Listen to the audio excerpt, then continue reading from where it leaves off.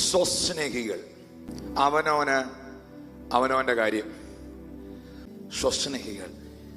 ഭാര്യ ഭർത്താവിനോട് പറയുന്നു, ഭർത്താവ് ഭാര്യയോട് പറയുന്നു, നമുക്ക് നമ്മുടെ കാര്യം. പിള്ളേർക്കൂടെ പറഞ്ഞു കൊടുത്തിരിക്കുക, ആരെയും നീ സഹായിക്കാനോ സ്നേഹിക്കാനോ ഒന്നും പോകരുത്, നിനക്ക് നിന്റെ കാര്യം. കൈവക്കണ്ട, പ്രാർത്ഥിച്ചാൽ മതി. മനുഷ്യർ സ്വസ്നേഹികളായിരിക്കുന്നു. ദ്രവ്യാഗ്രഹികൾ. പണത്തിന് വേണ്ടി എന്തും ചെയ്തു കളയും. അവരുടെ ടാർഗറ്റ് അതാണ്. വമ്പ് പറയുന്നവർ അന്ത്യകാലത്ത് ഉണ്ടാകുന്ന പറഞ്ഞേ. അഹങ്കാരികൾ. ഉണ്ടോ? ഉണ്ടെങ്കിൽ പറയണം. ദൂഷകന്മാർ. അമ്മയപ്പന്മാരെ അനുസരിക്കാത്ത തലമുറ. നന്ദി കെട്ടവർ. ഉണ്ടോ?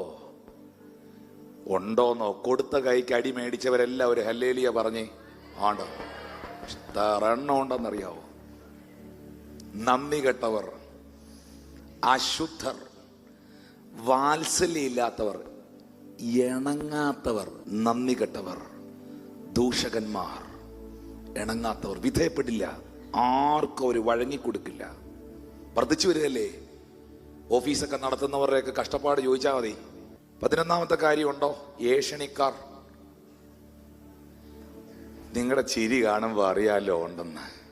ഏഷണിക്കാർ, അജേന്ദ്രിയന്മാർ, ഉഗ്രന്മാർ, സൽഗുണദോഷികൾ, ദ്രോഹികൾ, ധാർഷ്ട്യക്കാർ, നിഗളികൾ. ഇതൊക്കെ വർദ്ധിക്കല്ലേ? ദൈവപ്രിയമില്ലാതെ ഭോഗപ്രിയരായവർ. ഇനി 19 കാര്യങ്ങൾ അവിടെ എഴുതിയിട്ടുണ്ട്. 19ാമത്തെ കാര്യം, ഭക്തിയുടെ വേഷം ധരിച്ച് അതിൻ്റെ ശക്തിയെ ത്യജിക്കുന്നവർ. പുറമേ നോക്കിയാൽ അവർക്ക് ഭയങ്കര ഭക്തിയുടെ വേഷമാണ്, കൃത്യമായ ഭക്തിയുടെ വേഷം. അങ്ങനെ വേഷമുണ്ട്, പക്ഷെ ശക്തിയില്ല. വാഗൊണ്ട് പറയാമോ? ശബ്ദമല്ല നമുക്ക് വേണ്ടത്, ശക്തിയാണ്. പക്ഷെ ശബ്ദത്തെക്കാൾ അധികം നമ്മളിൽ വെളിപ്പെടേണ്ടത് ശക്തിയാണ്. ഭക്തിയുടെ വേഷം ധരിച്ച് അതിന്റെ ശക്തിയെ ത്യജിക്കുന്നവരാകരുത്. ഹല്ലേലൂയ. ചേർന്നൊരാമീൻ പറഞ്ഞേ. ഇനി കേട്ടോ, ഇനി ഒരു കാര്യം കൂടെ അടിവര കേട്ടോ. എൻ ടൈമിൽ, അന്ത്യകാലത്ത് ഉള്ളൊരു പ്രശ്നമാണ്. 2 തിമോത്തി 3:12.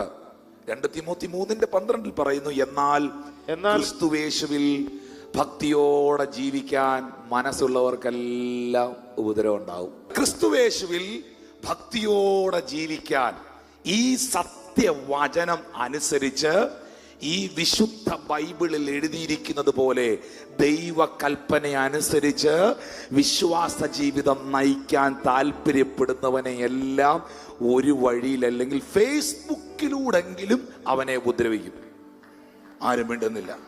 നേരിട്ട് ഉപദ്രവിക്കാൻ പറ്റുകയില്ലെങ്കിൽ അവനെ ഫേസ്ബുക്കിലൂടെങ്കിലും ഉപദ്രവിച്ചിരിക്കും. ചേർന്നൊരാമീൻ പറയാവോ? ഇതൊക്കെ മനസ്സിലാക്കിക്കൊണ്ട് തന്നെയാ നമ്മൾ രംഗത്ത് നിൽക്കുന്നേ. എന്നാൽ എല്ലാവരും കേൾക്കേണ്ട ഒരു കാര്യമുണ്ട്. 2 പത്രോസ് 3:9-10. ചിലർ താമസമെന്ന് വിചാരിക്കുന്നത് പോലെ കർത്താവ് തന്റെ വാഗ്ദത്തം നിവർത്തിക്കാൻ താമസിക്കത്തില്ല. ആരും നശിച്ചു പോകാതെ എല്ലാവരും മാനസാന്തരപ്പെടുവാൻ ഇച്ഛിച്ച് അവൻ ദീർഘക്ഷമ കാണിക്കുന്നേ ഉള്ളൂ. നിങ്ങൾ ചോദിക്കുന്നു, എന്തുകൊണ്ട് യേശു വരാൻ വൈകുന്നു? എന്തുകൊണ്ട് കർത്താവിന്റെ വരവ് വൈകുന്നു? ഒറ്റ വാക്കേ ഉള്ളൂ. ഞാൻ ചോദിക്കട്ടെ, നിങ്ങളുടെ യേശു വരുമെന്ന് പറഞ്ഞിട്ട് വന്നില്ലല്ലോ. 2000 വരുമെന്ന് പറഞ്ഞില്ലേ? ആര് പറഞ്ഞു? ബൈബിൾ പറഞ്ഞോ? 2000 വരുമെന്ന് ബൈബിൾ പറഞ്ഞോ? പറഞ്ഞിട്ടില്ല. കർത്താവിന്റെ വരവിന് മുൻപ് ലക്ഷണങ്ങളുണ്ട്. അതൊക്കെ സംഭവിക്കുമ്പോ ആ 5 കന്യകമാരെ പോലെ വിളക്കിനോടുകൂടെ എണ്ണയും എടുത്ത് ഒരുങ്ങിയിരിക്കാൻ കർത്താവ് പറഞ്ഞു. മണവാളൻ വന്ന് മുട്ടി വിളിക്കുമ്പോൾ ഉറങ്ങുന്നവരാകരുത്, നിങ്ങൾ ഉണർന്നും പ്രാർത്ഥിച്ചും കൊണ്ടിരിക്കാൻ കർത്താവ് പറഞ്ഞു. എന്നാൽ യേശുവിന്റെ വരവ് വൈകുന്ന എന്തുകൊണ്ടാ? ഞാൻ ചോദിക്കട്ടെ, സ്നാനപ്പെടാൻ തീരുമാനം എടുത്ത ആളുകളുണ്ട്, രക്ഷിക്കപ്പെടാൻ ജീവിതത്തെ ഏൽപ്പിച്ചു കൊടുക്കുന്നവരുണ്ട്. അവര് കഴിഞ്ഞ ആഴ്ച പറയുകയാണ്, യേശു ഇതുവരെ വന്നില്ലല്ലോ എന്ന് പറയുമ്പോ, അവർ മാനസാന്തരപ്പെടുന്നതിന് മുൻപ്, അവർ ദൈവകൽപ്പന അനുസരിക്കുന്നതിന് മുൻപ് ഈ കർത്താവ് മടങ്ങി വന്നിരുന്നെങ്കിൽ അവൻ പോകുമായിരുന്നോ? പോകില്ല. കർത്താവിന്റെ വരവ് വൈകുന്നതിന്റെ കാരണം ആരും നശിച്ചു പോകുന്നത് കാണാൻ അവൻ ആഗ്രഹിക്കുന്നില്ല. അവൻ നരകമുണ്ടാക്കിയത് മനുഷ്യനെ ഇടാനല്ല, പിശാചിനെയും അവന്റെ ദൂതന്മാരെയും ഇടാൻ വേണ്ടിയിട്ടാണ്. അവൻ നിത്യത ഒരുക്കിയിരിക്കുന്നു, സ്വർഗം ഒരുക്കിയിരിക്കുന്നു. എൻ്റെ അനുഗ്രഹത്തിന്റെ താക്കോൽ എന്ന പുസ്തകത്തിൽ ഞാൻ എഴുതിയിരിക്കുന്ന ഒരു വാക്കുണ്ട്. യേശു ഈ ഭൂമിയിൽ വന്നത് രണ്ട് കാര്യങ്ങൾക്ക് വേണ്ടിയാണ്. യേശു ഈ ഭൂമിയിൽ വന്നത് രണ്ട് കാര്യങ്ങൾക്ക് വേണ്ടിയാണ്. ഒന്ന്, നിന്റെ വീട് ഒരു സ്വർഗമാക്കാൻ. രണ്ട്, സ്വർഗം നിന്റെ വീടാക്കാൻ. നിന്റെ വീട് സ്വർഗമാക്കാനും സ്വർഗം നിന്റെ വീടാക്കാനും യേശു ഈ ഭൂമിയിലേക്ക് വന്നെങ്കിൽ എത്ര പേർക്ക് അവന് വേണ്ടി ഹൃദയത്തെ കൊടുക്കാൻ കഴിയും? എല്ലാവരും മാനസാന്തരപ്പെടുവാൻ അവൻ ആഗ്രഹിക്കുന്നു. എല്ലാവരും. നിങ്ങൾ ആരോ ആകട്ടെ, നിങ്ങൾ മാനസാന്തരപ്പെടുവാൻ ബൈബിൾ നിങ്ങളോട് പറയുന്നു. നിങ്ങൾ ഏത് കുടുംബമോ മതമോ ജാതിയോ വർഗമോ ആകട്ടെ, നിങ്ങൾ ഏത് സഭാ വിഭാഗമോ ആകട്ടെ, നിങ്ങൾ മാനസാന്തരപ്പെടുവാൻ ബൈബിൾ നിങ്ങളോട് പറയുന്നു. സ്വർഗരാജ്യം സമീപിച്ചിരിക്കിയാൽ മാനസാന്തരപ്പെടുവീൻ എന്നായിരുന്നു യേശുവിന്റെ സന്ദേശം. സർപ്പസന്തതികളെ വരുവാനുള്ള കോപത്തെ വിട്ടൊഴിയുവാൻ നിങ്ങൾ മാനസാന്തരപ്പെടുവീൻ എന്നായിരുന്നു യേശുവിനെ വഴിയൊരുക്കുവാൻ വന്ന സ്നാപക യോഹന്നാന്റെ മെസ്സേജ്. യേശു കർത്താവിൽ നിന്ന് നിയോഗങ്ങൾ സ്വീകരിച്ചുകൊണ്ട് ശുശ്രൂഷയുടെ ദൗത്യങ്ങളുമായി മുന്നേറിയ അപ്പോസ്തലന്മാരുടെ മെസ്സേജ് മറ്റൊന്നല്ലായിരുന്നു. നിങ്ങൾ മാനസാന്തരപ്പെട്ട് ഓരോരുത്തൻ താൻ്റെ പാപമോചനത്തിനായി യേശു ക്രിസ്തുവിന്റെ നാമത്തിൽ സ്നാനമേൽപ്പീൻ, എന്നാൽ പരിശുദ്ധാത്മാവ് എന്ന ദാനം നിങ്ങൾക്ക് ലഭിക്കുമെന്നായിരുന്നു. മനസാന്തരപ്പെടുക, മനസാന്തരപ്പെടുക. നിങ്ങൾ വലിയ ഭവനമുള്ളയാളായിരിക്കാം, നിങ്ങൾ വലിയ സമ്പത്തും സ്വത്തും ഉള്ളയാളായിരിക്കാം, പക്ഷേ ഇന്ന് നീ പ്രാണനെ വിട്ടാൽ നിന്റെ ആത്മാവ് എത്തേണ്ടടുത്തെത്തുമോ? കർത്താവിന്റെ സന്നിധിയിൽ നീ കാണുമോ? ഒരു മതവും നിന്നെ രക്ഷിക്കില്ല കേട്ടോ. ബൈബിൾ പറയുന്നു, മറ്റൊരുത്തനിലും രക്ഷയില്ല. നാം രക്ഷിക്കപ്പെടുവാൻ ആകാശത്തിന്റെ കീഴിൽ മനുഷ്യരുടെ ഇടയിൽ യേശു ക്രിസ്തുവിന്റെ നാമമല്ലാതെ വേറൊരു നാമമില്ല. നിന്നെ സ്വർഗത്തിലെത്തിക്കുന്നത് സഭയല്ല, നിന്നെ സ്വർഗത്തിലെത്തിക്കുന്നത് സംഘടനയല്ല, നിന്നെ സ്വർഗത്തിലെത്തിക്കുന്നത് വ്യക്തികളല്ല. നിനക്ക് വേണ്ടി കാൽവറി ക്രൂശിൽ ജീവനെ നൽകി മരിച്ച് അടക്കപ്പെട്ട് ഉയർത്തെഴുന്നേറ്റ് വീണ്ടും വരുന്ന യേശു അത്രേ. ആ കർത്താവുമായി നിങ്ങൾക്ക് ബന്ധമുണ്ടോ? കുഞ്ഞാടിൻ കല്യാണ നാളിൽ നിങ്ങൾ കാണുമോ? വിളിക്കപ്പെടാത്തവനും ബന്ധമില്ലാത്തവനും കല്യാണത്തിൽ പങ്കെടുക്കാൻ പറ്റുകയില്ല. ഇവിടെ തള്ളിക്കേറുന്നത് പോലെ ഷട്ടർ പൊക്കുമ്പോ അവിടെ തള്ളിക്കേറാൻ പറ്റുകയില്ല. ആരും മിണ്ടുന്നില്ലല്ലോ. പുസ്തകത്തിൽ പേരുള്ളവന് മാത്രമേ അകത്തോട്ട് കയറാൻ കഴിയുകയുള്ളൂ. വെളിപ്പാട് 20:15 ജീവന്റെ പുസ്തകത്തിൽ പേരെഴുതി കാണാത്ത ഏവനെയും തീപ്പൊയ്കയിൽ തള്ളിയിടും. ഇത് രണ്ടാമത്തെ മരണം. എന്നെ കേൾക്കുന്ന പ്രിയപ്പെട്ടവരെ, ജീവന്റെ പുസ്തകത്തിൽ പേരുണ്ടോ? സഭയിൽ പേരുണ്ടോന്നല്ല, സംഘടനയിൽ പേരുണ്ടോന്നല്ല, ക്ലബിൽ പേരുണ്ടോന്നല്ല, എന്റെ പേർ ജീവന്റെ പുസ്തകത്തിൽ ഉണ്ടോ? ജീവന്റെ പുസ്തകത്തിൽ പേരെഴുതുന്നത് പാസ്റ്റർ അല്ല, ജീവന്റെ പുസ്തകത്തിൽ പേരെഴുതുന്നത് പള്ളിയിലച്ഛനല്ല, ജീവന്റെ പുസ്തകത്തിൽ പേരെഴുതുന്നത് തിരുമേനിയോ മതനേതാവോ അല്ല. ജീവന്റെ പുസ്തകത്തിൽ പേരെഴുതുന്നത് ജീവനെ തന്നവനാണ്. ഒന്ന് കരമടിച്ച് കർത്താവിനെ സ്തുതിച്ച്. ജീവന്റെ പുസ്തകത്തിൽ പേരെഴുതുന്നത് ജീവനെ തന്നവനാണ്. അവനുമായി നിനക്ക് ബന്ധമുണ്ടോ? എന്റെ പ്രിയപ്പെട്ടവരെ, ഓരോരോ പ്രവചനങ്ങളും നിറവേറിക്കൊണ്ടിരിക്കുകയാണ്. ഈ ചരിത്രവും ബൈബിളും ഒന്നിച്ച് പറയാനുള്ള നേരം എൻ്റെ മുമ്പിലില്ല. വലിയൊരു സബ്ജക്റ്റാണ് എൻ്റെ മുമ്പിൽ നിൽക്കുന്നത്, ചെറിയൊരു സാധ്യതയല്ല. 2550 വർഷം മുമ്പ് സെക്രിയാവെന്ന പ്രവാചകൻ തൻ്റെ പ്രവചന പുസ്തകത്തിന്റെ 12-ാം അധ്യായത്തിന്റെ 2-3 വാക്യങ്ങളിൽ പ്രവചിച്ചായിരുന്നു, ജെറുസലേമിനെ ഞാൻ ഇസ്രായേൽ എന്ന പട്ടണത്തിന്റെ നടുക്കാക്കും, അല്ലെങ്കിൽ യെരൂശലേമിനെ ഒരു പരിഭ്രമ പാത്രമാക്കിക്കൊണ്ട് മധ്യസ്ഥാനത്ത് കൊണ്ടുവരും, ക്യാപിറ്റലാക്കും. കണ്ടോ? ഇത് സാധ്യമായത് ഡൊണാൾഡ് ട്രംപ് എന്ന് പറയുന്ന അമേരിക്കൻ പ്രസിഡന്റ് താൻ പ്രസിഡന്റ് ആയിരുന്ന കാലഘട്ടത്തിലാണ് ഈ പ്രൊഫസി ഫുൾഫിൽ ആയത്. ജെറുസലേം ഇസ്രായേലിന്റെ തലസ്ഥാനമായി തീർന്നത്.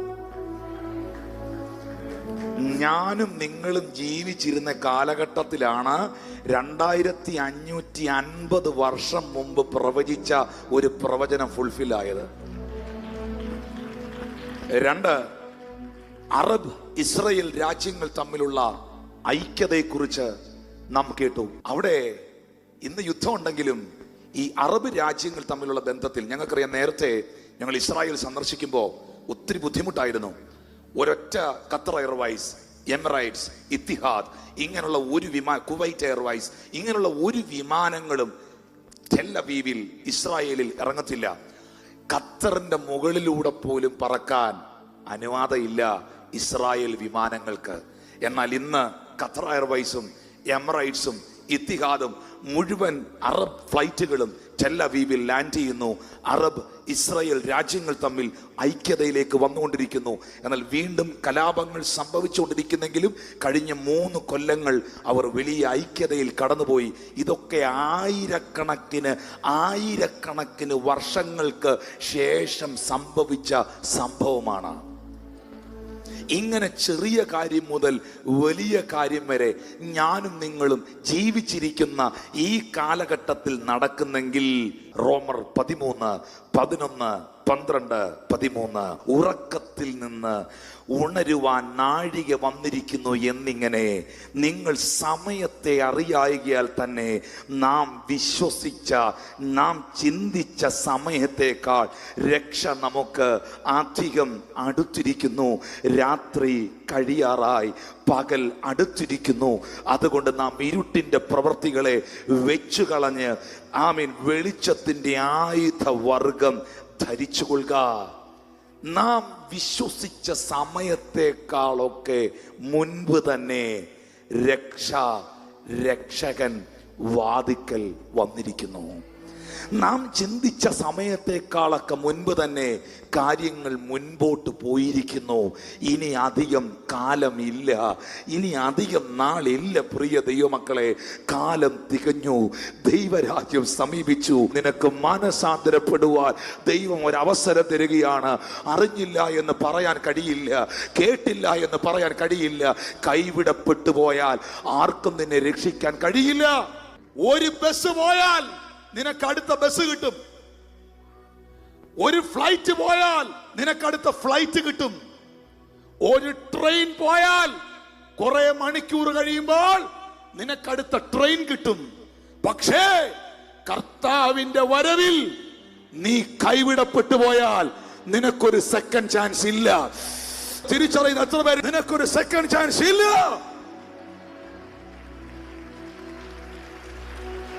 അവനവൻ ശരീരത്തിൽ ഇരിക്കുമ്പോൾ ചെയ്യുന്നത് നല്ലതാകിലും തീയതാകിലും അതിന് ഒത്തവണ്ണം പ്രാപിക്കും. മനുഷ്യനെ നോക്കി, സംഘടനയെ നോക്കി, മേലോട്ട് വലിക്കുന്ന ശ്വാസം കീഴോട്ട് വിടാൻ പറ്റിയില്ലെങ്കിൽ കാറ്റുപോയി എന്ന് പറയുന്ന മനുഷ്യനെ ഭയന്ന് നിന്റെ നിത്യത നീ കളയരുത്, നിന്റെ നിത്യജീവൻ നീ കളയരുത്. സാഹചര്യങ്ങളെ നോക്കി നിന്റെ നിത്യത നീ കളയരുത്. ദൈവത്തിലേക്ക് തിരിയുക.